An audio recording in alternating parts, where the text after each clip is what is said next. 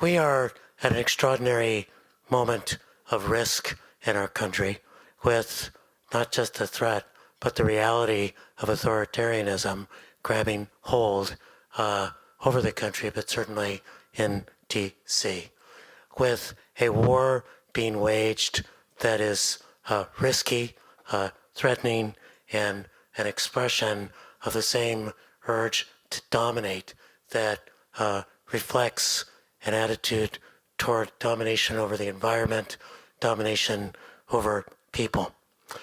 Getting to the other side of this moment, trying to get through the risk, is going to require that we learn to be both weavers and warriors. And by the way, I reassured Dallas Goldtooth that I didn't come up with this analogy just because a Native American guy was speaking. It's actually something that came to me when I was in South Africa, and I heard people talking about Nelson Mandela and what a wonderful guy he was for learning Afrikaans while he was in prison, so he could understand the enemy, understand the importance of rugby, and bring the country together. He was a weaver.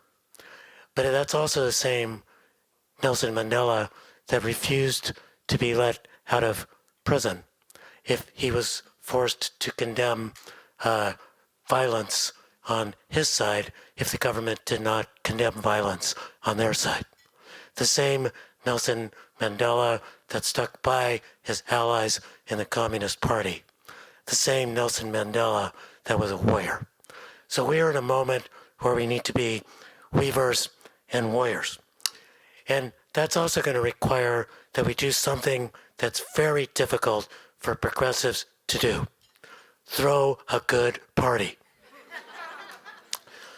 Because too often what happens is the right invites you to an experience. Like a Trump rally looks like a lot of fun if you're crazy. And instead, the left invites you to a meeting with flip charts and Post-it notes and those little buttons you put up for priorities, right? So we wanted to make sure that we were bringing you to something that was fun. That was an evening of comedy, conversation, and cumbia. And you're going to get that because we're going to hear Dallas Goldtooth, a comedian, speak. We're going to have a conversation about how to weave our struggles for justice together. And at the end, music by Los Jornaleros del Norte, day laborers of the North, who, if you're from LA, that's the sound of protest.